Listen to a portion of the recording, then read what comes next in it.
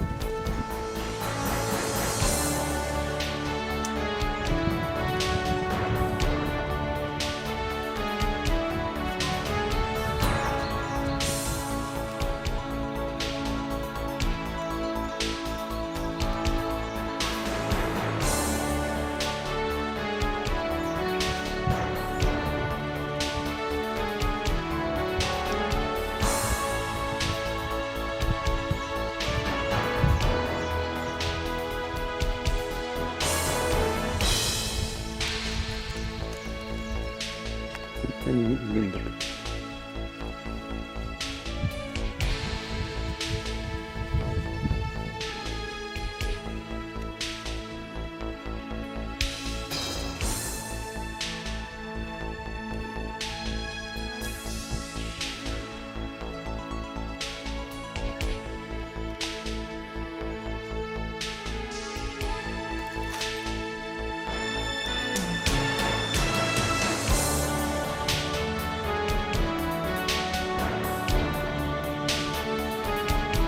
これが岐阜町の餌のカーアオイの仲間。こちら森林公園を、歩いたらもうどこからともなくどこからともなくじゃなくて岐阜町がたくさん飛んできました。なんとか撮影したんですけれどもうまく映ってるかどうか分かりません。